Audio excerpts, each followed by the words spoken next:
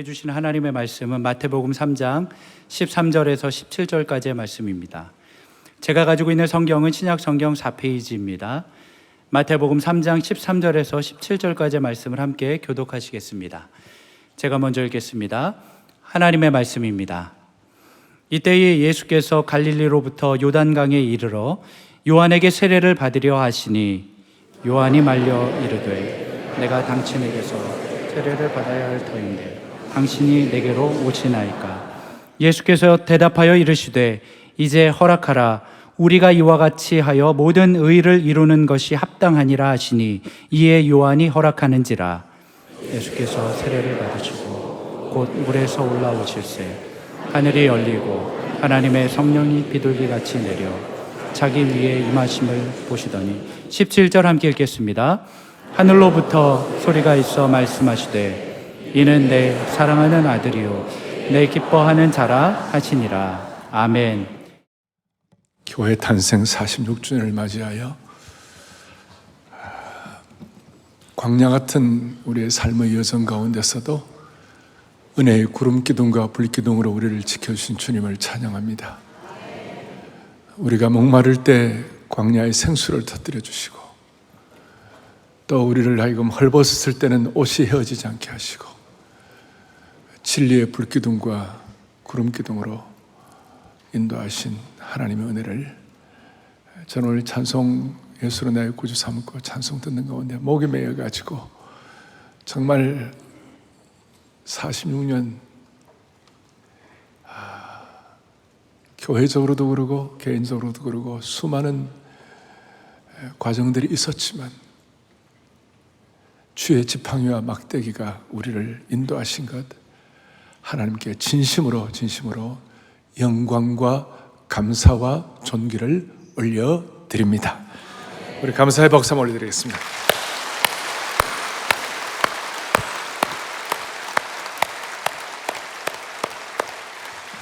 모든 영광을 주님만이 받으시기를 바랍니다.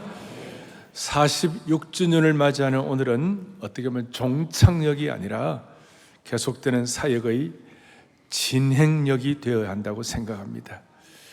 46년이 되어 이제는 안주하는 그런 교회가 아니라 계속 주님이 주시는 꿈과 사명으로 우리의 사명과 비전의 수레를 그리스도에게 메고 온 성도들이 눈에 보이는 유형교회인 사랑의 교회와 눈에 보이지 아니하는 걸어다니는 여러분 한 분 한 분 무형교회인 우리가 포부의 수레를 그리스도에게 메고 믿음의 경주를 뚜벅뚜벅 한결같이 할 수 있도록 은혜 주시기를 소망합니다.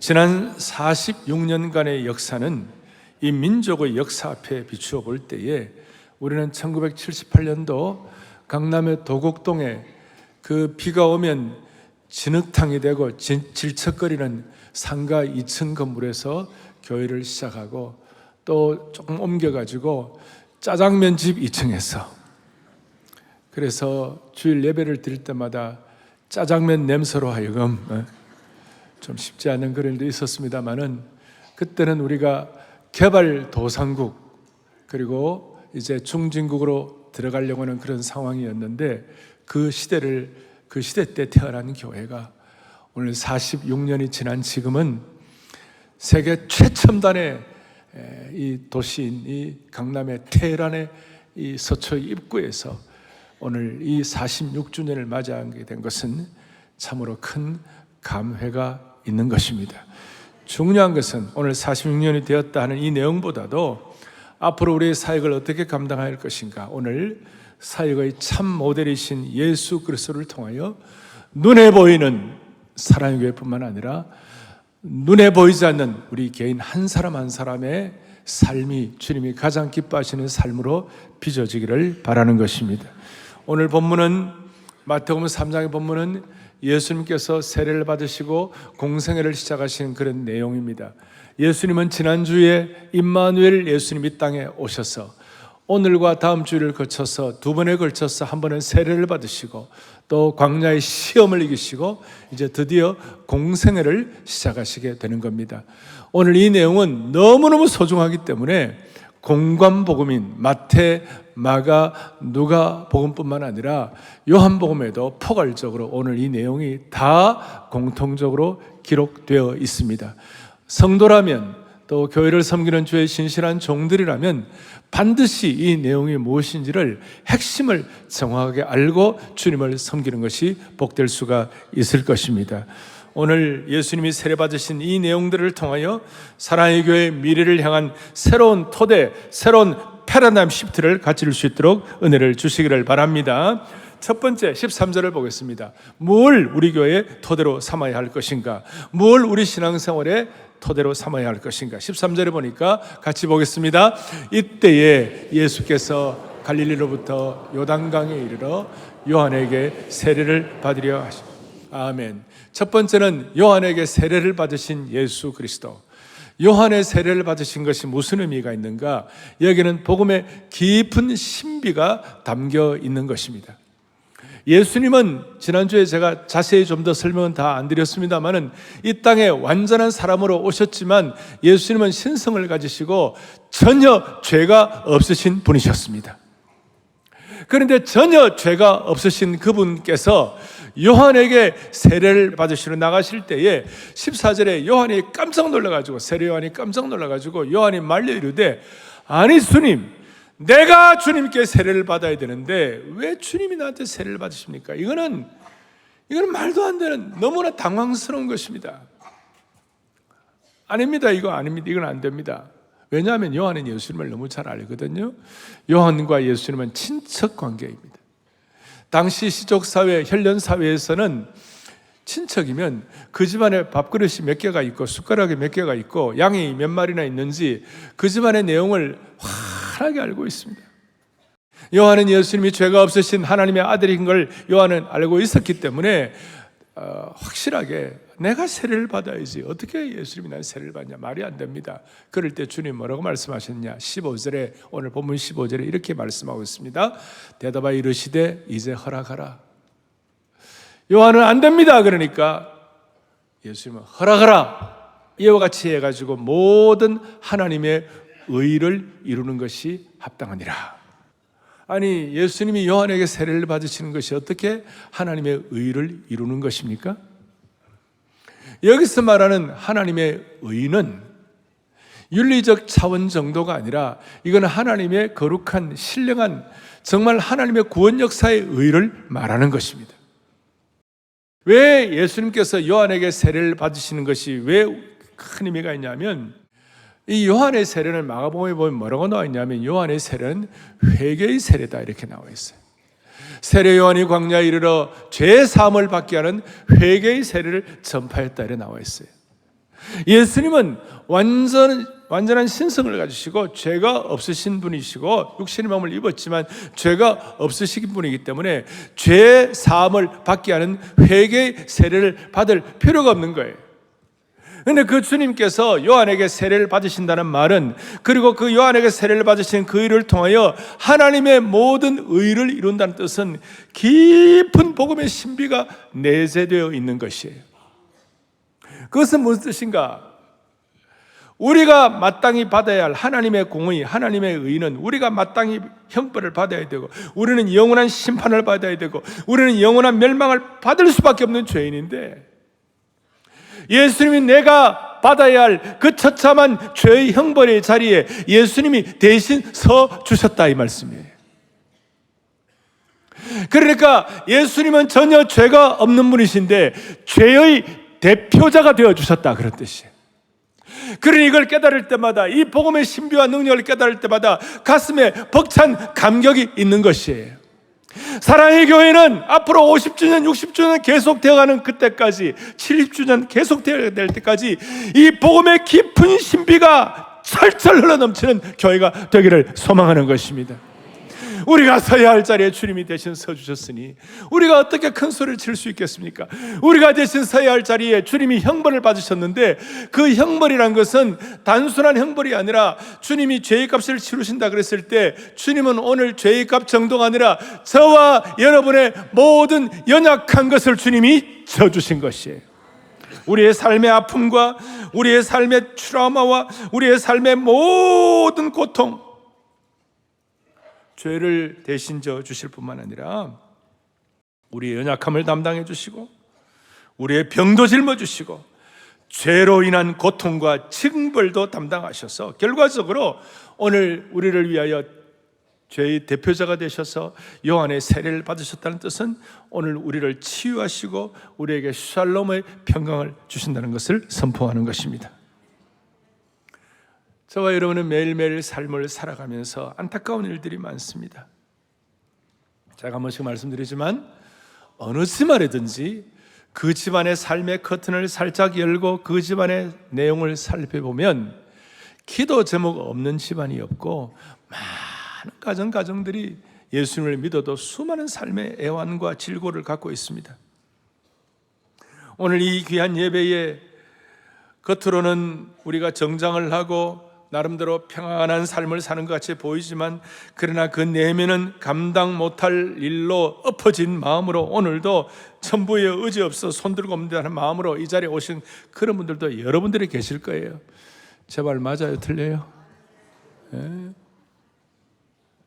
오늘 주님이 요한의 세례를 받으셨다는 것은 엎어진 마음으로 천부여 의지 없어서 손들고 옵니다라는 그런 안타까운 심정으로 오신 그분들의 삶의 모든 애환과 질고와 연약함과 병을 다 짊어지셨다 그 뜻이. 그래서 오늘 내가 받아야 할 그 엄청난 죄의 형벌을 주님이 오늘 받으셨다. 회개의 세례를 통해 받으셨다. 내 대신 그 자리에 주님이 서셔서 회개의 세례를 받으셨다. 그걸 생각하는 순간 저와 여러분은 복음의 깊은 신비가 깨달아지고 나도 모르게 내 영혼이 은총 입어 중한 죄짐 벗고 보니 슬픔 많은 이 세상도 천국으로 화하도다. 할렐루야. 슬픔 많은 이 세상도 천국으로 화하도다. 그래서 오랜만에 사랑하는 성도 여러분, 오늘 46주년을 맞이하여 오늘 복음 때문에 예수님의 회개의 세례 때문에 예수님이 연약한 짐을 지어주시는 것 때문에 여러분 어떻습니까? 라고 물어보면 여러분들 어떻게 합니까? 적당히가 아니라 마음과 뜻과 정성과 목숨을 다하여 좋습니다. 한번 해보십시오. 무슨 일이 벌어질지 한번 할까요?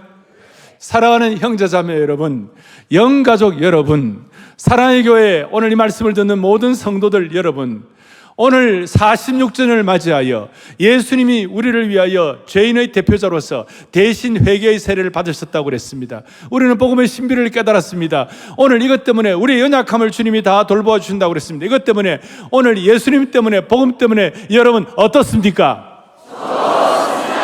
할렐루야! 여러분 제 예상을 뛰어넘으셨어요. 다시 한번 여러분 예수님 때문에 복음 때문에 주님의 몸된 교회 때문에 주님의 신비한 복음의 은혜 때문에 여러분은 어떻습니까? 좋습니다. 오늘 이 시간 여러분들의 삶의 모든 짐들이 벗어지기를 바랍니다.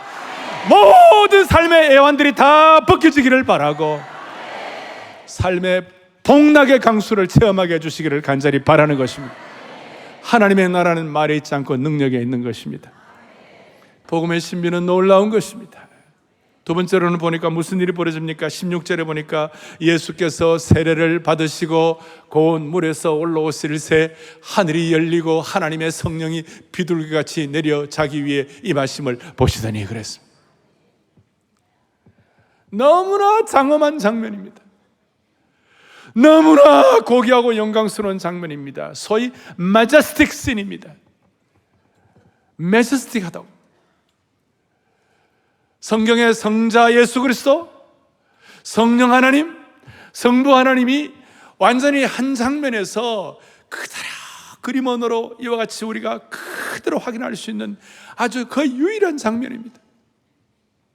성자 예수 그리스도는 세례를 받으시고 오늘 이 시간 세례 받으시고 기도하실 때 누가 보면은 하늘이 열리고 성령이 비둘기같이 임했다.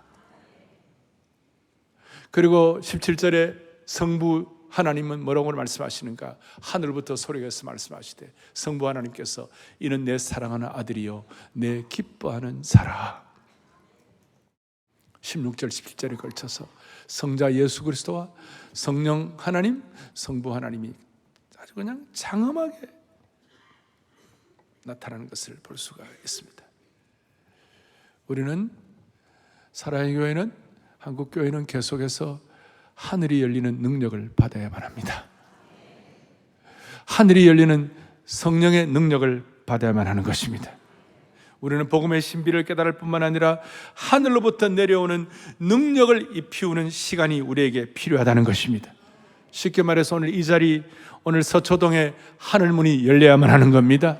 오늘 1부, 2부, 3부, 4부에 하늘문이 열려야만 하는 것이고, 반포대로 121번지에 하늘문이 열려서 성령이 위로부터 임하셔야 되는 것이에요. 성령의 능력이 위로부터 임해야 되는 것이에요. 이걸 누가복음에서는 뭐라고 말씀하고 있는가? 능력이 입히울 때까지 기다리라고 그랬어요. 소위 영어로 empowering moment가 필요한 거예요. 능력이 위로부터 임하여지는 거예요. upon, 위로부터. 헬라어로는 에피라고 그러는데 위로부터 임해야 되는 거예요. 그래서 사랑의 교회는 끝까지 인격적 성령 사역에 민감한 교회, 하늘문이 열리는 능력을 체험하는 교회가 되기를 바라는 겁니다. 어제 아침에도 우리는 기도하면 응답 받는다, 안 된다고 하는 것이 없도록 만들어주신 주님을 찬양한다 이 말. 여러분, 이 세상의 종교와 기독교의 차이가 무엇입니까? 세상의 종교는 너가 갖고 있는 잠재력을 개발하라, 너 정신력을 일깨우라, 그렇게 세상 사람들은 말합니다. 깨달아야 됩니다. 가계 종교입니다. 다 애를 써야 합니다. 면벽 군연을 해야 합니다.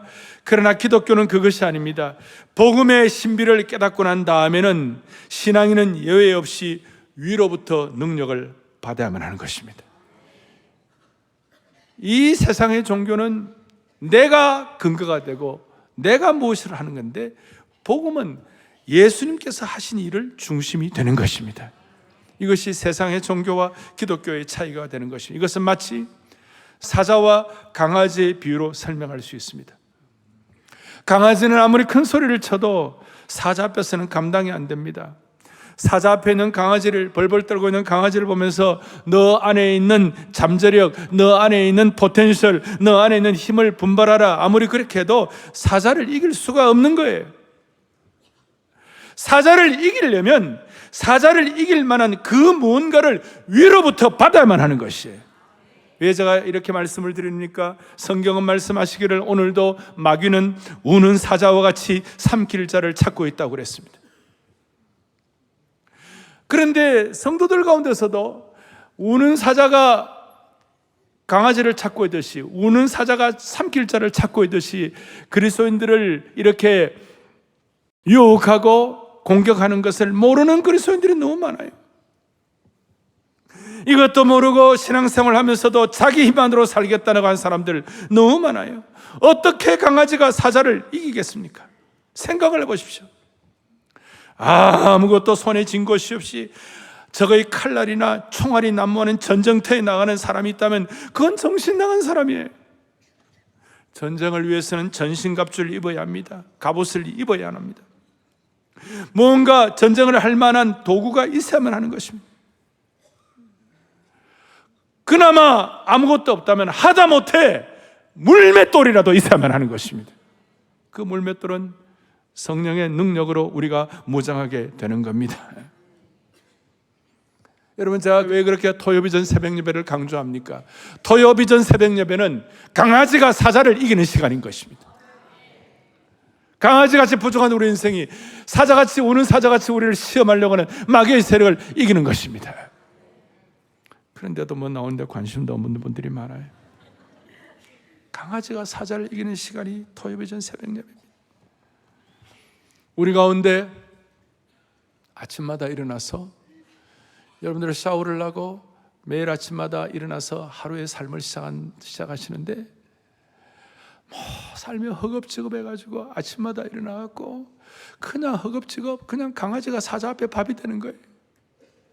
아침마다 일어나가지고 샤워를 하면서 하나님 아버지, 나에게 전신갑주를 입혀주시옵소서. 매일마다 하늘로부터 능력을 입게 하여 주시옵소서. 하늘로부터 능력을 받아야 새롭게 되고,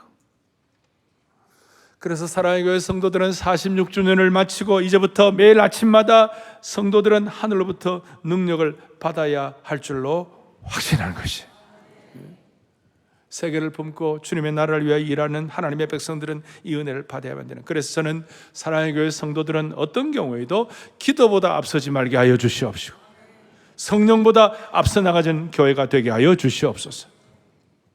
작년과 재작년에 한국교회 섬김의 날, 작년 2차에 걸쳐서, 특별히 작년 같은 경우는 7천여 명의 목회자가 모여서 기도를 하는데, 여러분 그 기도하는 첫날 저녁에 기도를 하는데 천장이 울리고 천국의 물소리 같고 그야말로 천둥 소리 같은 그런 기도를 하는 거예요. 제가 가만히, 저희가 같이 제가 그 기도를 인도하면서 내 마음에 떠오르는 게 있는 거예요. 그렇지, 이 목사님들이, 이 목회자들이 감당해야 할 이 귀한 사역들은 마귀와의 전쟁을 해야 되는 건데, 대부분의 교회가 크지 않는 교회 목사님들이 많이 오셔가지고 이제는 내가 교회 문 닫아야 되나, 그렇지 않아요. 어떻게 해야 되나, 이 전쟁터와 같은 이 사역 가운데서 내가 어떻게 해야 되나. 그러니까 하늘로부터 능력을 입지 않으면 감당이 안 되니까 너무나 간절한 절박함을 가지고 주님 앞에 기도하니 그 기도 소리가 마치 천둥 소리 같은 기도요, 천국의 물소리 같은 기도요, 우리 교회 천장을 울리는 기도가 될 수밖에 없는 것이에요. 이번 10월 21일도 제3차 한국교회 섬김의 날 하는데 8,044명이 10월 21일 날 하늘로부터, 위로부터 부어주신 성령의 능력을 기대하며 사모하고 메어다닐 때 하나님은 반드시 이 민족을 살리는 역사를 베풀어 주실 거예요. 1, 2, 3차 다 합치니까 교회가 14,000교회, 여러분 14,000교회, 한국교회 4분의 1 변화되면 이 민족이 희망이 있는 것이에요. 하나님께서 길을 열어주시는 것입니다. 그런데 위로부터 부으시는 성령에 대해서 조금 더 구체적으로 설명하는 것인데, 그게 뭐냐면 16절에 성령이 어떻게 내려왔는가 보니까 하나님의 성령이 뭐와 같이 내려왔다고요? 비둘기같이 내려왔어요. 강한 성령의 능력을 받는다고 해서 내 마음대로 살고 내가 그냥 막 휘두르며 사는 것이 아니에요. 성경에 찬송에 있는 같이 비둘기같이 온유한 은혜의 성령 오셔서, 그 다음에 가사가 거친 마음 어루만지사 위로와 평화 주소서. 성령의 비둘기같이 오시는 거예요. 그럴 때 거친 마음이 어루만져져가지고 위로와 평강의 은혜를 받게 되는 겁니다. 그러니까 이 은혜를 받으면, 위로부터 능력 받으면 여러분만 평안과 여러분들만 평강을 누리는 것이 아니라 우리 주위도 그런 은혜를 같이 받아 누리게 되는 겁니다. 세상은 정의는 강자의 이기고 강자 생존이지만 성경은 성령 충만한 사람들을 통하여 겸자 생존이 되는 겁니다. 이런 성령의 역사가 사람을 어떻게 겸손하는가, 대표적인 사람 하나가 있고 대표적인 나라가 하나 있어요. 여러분, 바울은요 얼마나 강한 사람이었는지 몰라요. 난지 8일 만에 할례를 받고, 율법으로는 흠이 없는 사람이고 율법으로는 바리새인이고, 바리새인 중에 최고의 히브리인 중에 히브리인이요, 베냐민 지파로서 있잖아요. 바리새인 중에 바리새인이요, 흠이 없는 자라. 그런데 그가 성령, 그리고 얼마나 강한지, 돌멩이 들고 스데반 때려 죽여도 괜찮아서 막 그냥 아무 끄떡도 안 하고, 그 다음에 살인 면허장 받아가지고 다마스커스로 가는데 그것도 막 이런 사람이었는데 성령 충만해가지고, 바울이 뭐라고 얘기합니까? 그리스도 안에는 생명의 성령의 법이, 그리스도 안에는 생명의 성령의 능력이 나를 죄와 사망의 능력에서 해방하였습니다. 할렐루야. 그러고 난 다음에 누구든지 그리스도의 영이 없으면 그리스도의 사람이 아니라, 성령의 능력이 없으면 그리스도의 사람이 아니라. 그러고 난 다음에 바울이 난지 8일 만에 할례 받았다고 그런 사람이, 큰 소리 치던 사람이, 나는 만삭되지 못하여 태어났다. 얼마나 겸손한지.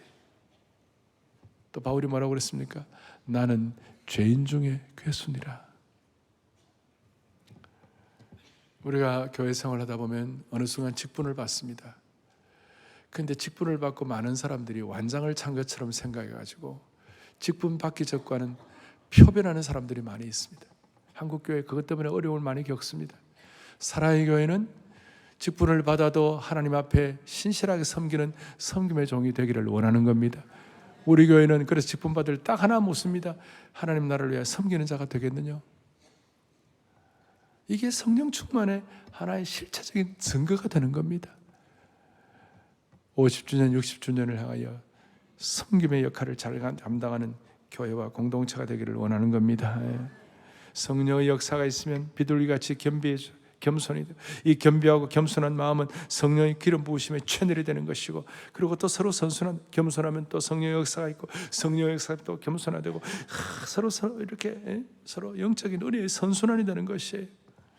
성령의 역사를 통한 겸비함은 개인뿐만 아니라 집단적으로 나타납니다. 니느웨는 아수르의 수도였고, 니느웨는 정말 크고 폭력적이고 가장 강한 나라였어요. 근데 요나가 회개하지 않으면 너 다 죽는다. 그러니까 성령의 역사가 있으니까 요나는 그 말을 전하면서도 회개 안 했으면 좋겠다 이런 생각으로 전했어요. 그런데도 그 앞에 요나서 3장 6절에 보니까 왕이 보좌에서 일어나 왕복을 벗고 굵은 베옷을 입고 제 위에 있으리라. 제 위에 앉았다. 7절 사람이나 짐승이나 양떼나 아무것도 입에 대지 않고 먹지도 않고 물도 마시지도 않고 베옷을 입고 굵은 베옷을 입고 힘써 하나님께 부르짖다.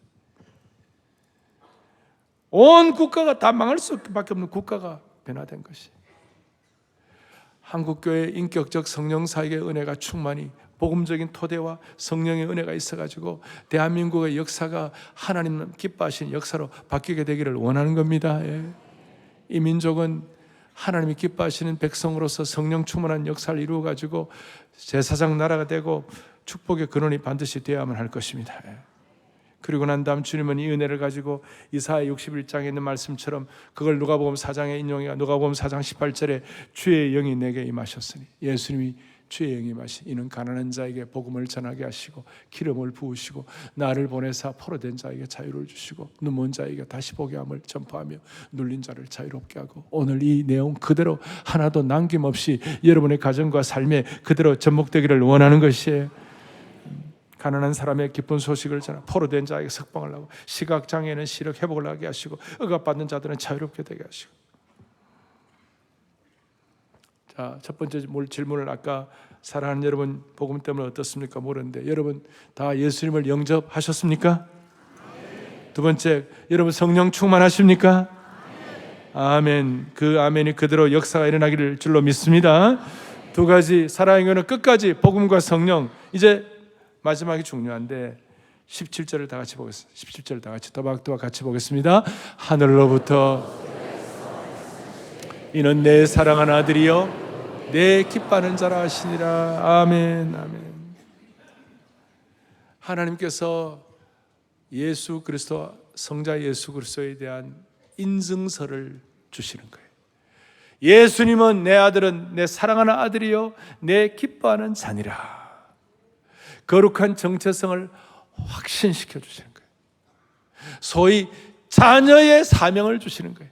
내가 하나님의 거룩한 자녀가 되었다는 그 사실을 깨닫고 확인하고 기뻐하는 그 순간부터 여러분의 삶의 아우라와 기쁨과 능력과 존귀함이 나타나게 되는 겁니다.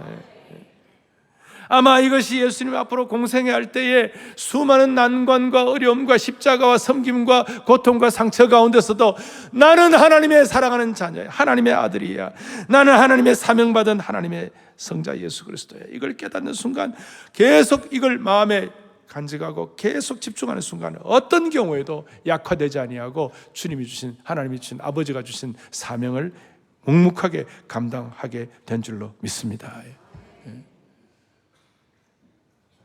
오늘 저와 여러분 다 똑같아요. 우리가 어떤 정체성을 갖고 있어요? 저와 여러분은 하나님의 사랑하는 자녀요 하나님이 기뻐하는 자녀가 된 줄로 믿습니다. 이거예요.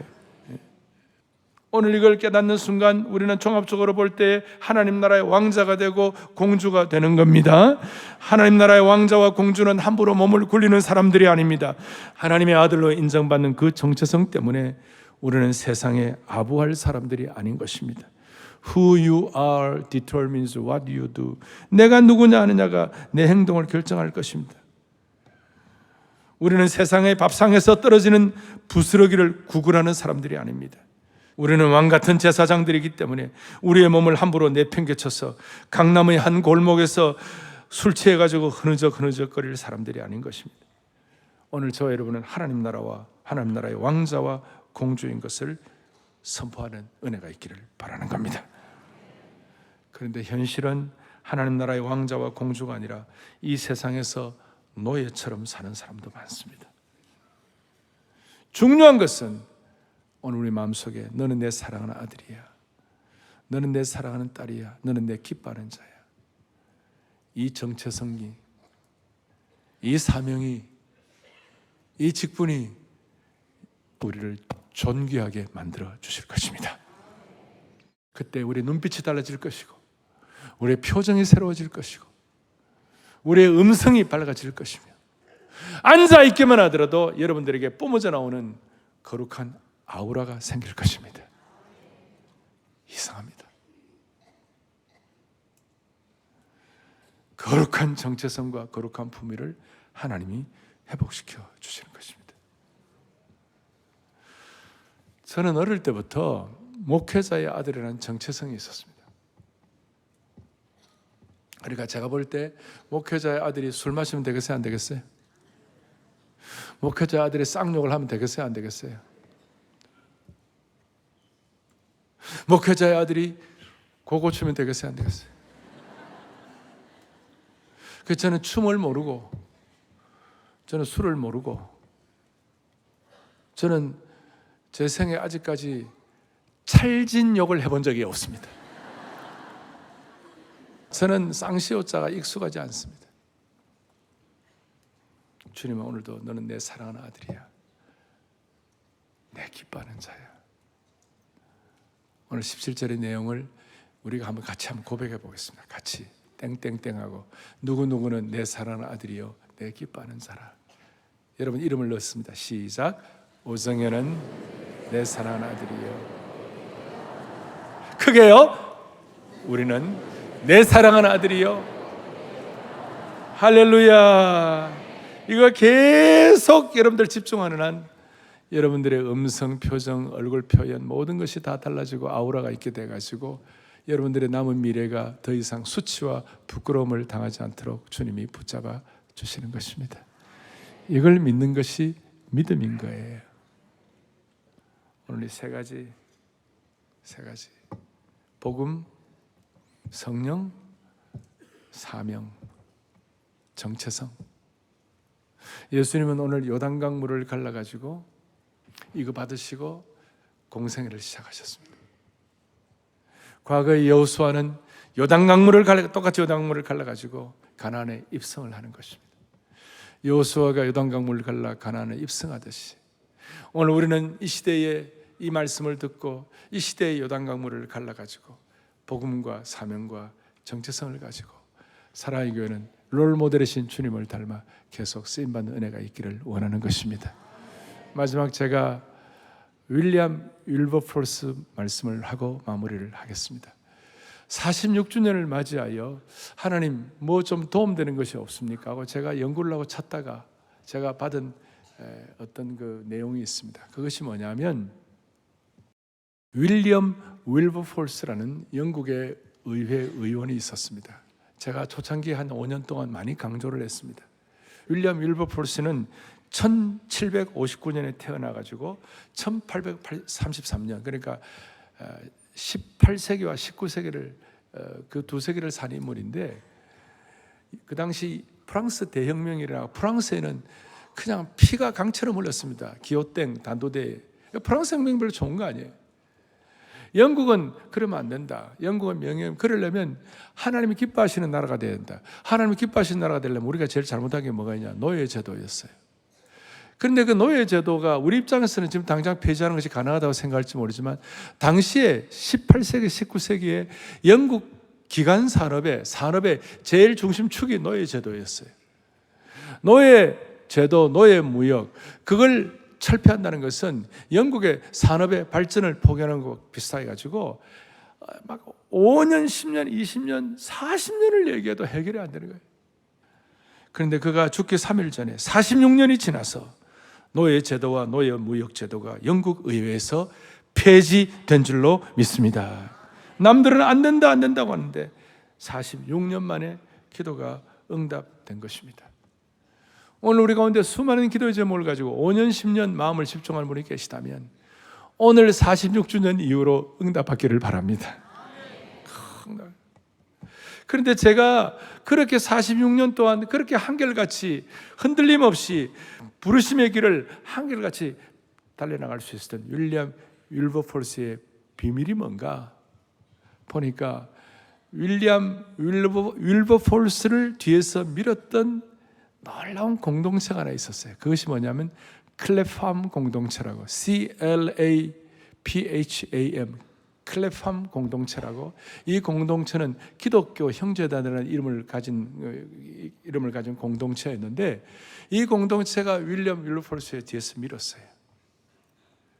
그래서 그것이 윌리엄 윌버폴스가 실제적으로 행동대로 나서게 되고, 꼭 이것은 마치 무엇과 같냐면 활과 화살과 같은 기능이었어요. 윌버폴스는 화살의 기능을 하고 클래팜 공동체는 활의 기능을 하고, 여러분 아무리 날카로운 화살이라 할지라도 활이 쏘아주지 않으면 관역을 맞출 수가 없는 것입니다. 아무리 활이 멋있고 장국 멋있어도 화살이 제대로 없어요. 마공한 화살, 갈고 닦은 화살이 없이는 그 활은 아무리 활이 좋아도 아무런 역할을 할 수가 없는 것입니다. 오늘 사랑의 교회라는 공동체, 이 공동체가 있기 때문에 여러분 한 분 한 분이 이 시대의 화살이 되어야만 하는 것이에요. 사랑의 교회뿐만 아니라 한국교회에 갖는 2033-50 비전이라는 관역을 앞에 놓고 여러분과 저는 화살이 되고 우리 온 교회는 활의 역할을 감당함으로 말미암아 하나님이 주신 사명을 잘 감당할 수 있도록 한 분 한 분 축복해 주시기를 바랍니다. 시대의 화살을 날리는 활시위 공동체가 되어 하나님이 개인과 우리 온 교회에 허락하신 하나님의 비전을 복음과 성령과 사명으로 잘 감당하는 신실한 주의 종들 될 수 있도록 은혜 위에 늘 던집혀 주시도록 축원합니다. 같이 가슴에 손을 얹겠습니다. 기도하겠습니다. 하나님 아버지 감사합니다. 오늘 사랑의 교회가 46주년을 맞이하여 하나님 주신 사명을 꿈꾸며 힘차게 달려가게 하신 주님을 찬양합니다. 죄 없으신 주님께서 내가 서야 할 그 자리에 서 주셔가지고 중한 우리의 삶의 죄짐을 벗고 고통을 치유하고 찬양하게 하신 것 모든 영광을 주님께 올려드립니다. 성령께서 서초동의 하늘문을 여시어 절박한 벼랑 끝에 서 있는 성도들이 계시다면 능력을 입혀 주시옵소서. 전쟁터 같은 세상에 하나님의 전신갑주를 입고 매일 아침마다 성령 충만하여 달려나가는 은혜를 베풀어 주시기를 원합니다. 앞으로 우리 성도들 한 분 한 분 이 시대에 마광한 갈고 닦은 화살이 되게 하여 주시고 사랑의 교회는 강력한 활시위 공동체가 되게 하여 주시옵소서. 우리 성도들 이제 기도보다 앞서지 말게 하시고 성령보다 앞서지 말게 하시고 직분이 아니라 성령과 섬김으로 사역하는 교회가 되게 하여 주옵소서. 우리 모두가 21세기 클래팜 공동체가 되게 하시는 예수 그리스도 이름 받들어 간절히 기도 올리옵나이다. 아멘. 모든 민족과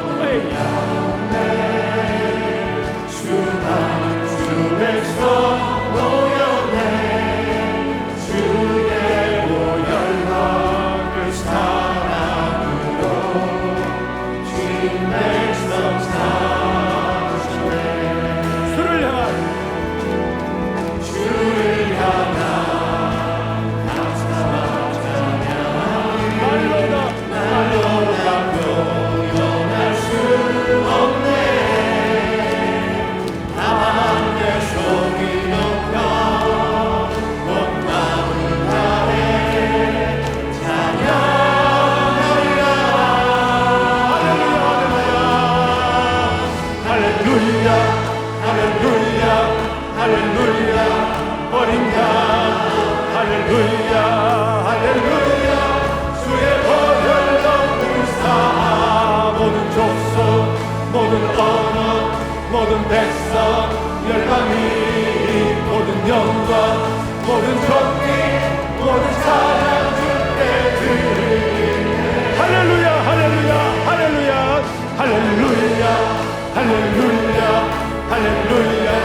주님 어린 양 할렐루야 할렐루야 주의 보혈로 불쌍한 모든 족속 모든 언어 모든 백성 열방이 모든 영광 모든 정리 모든 사랑 주께 드리네 어린 양 피로 씻어진 어린 양 피로 씻어진 은혜로 주 앞에 서 있네 주 이름으로 자연의 눈이 겸손히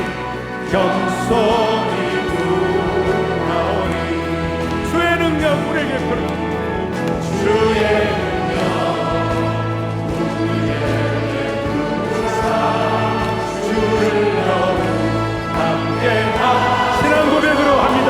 그대로 될 겁니다. 주의 모든 나라 주 영광 보며 영배하리라 할렐루야 할렐루야 할렐루야 할렐루야 할렐루야 어린 양 할렐루야 할렐루야 주의 보혈로 불사 모든 족속 모든 언어 모든 백성 열방이 모든 영광 모든 정리 모든 사랑 주께 다시 한번 할렐루야 할렐루야 할렐루야 할렐루야 할렐루야 할렐루야 어린 양 할렐루야 할렐루야 주의 보혈로 불쌍한 모든 족속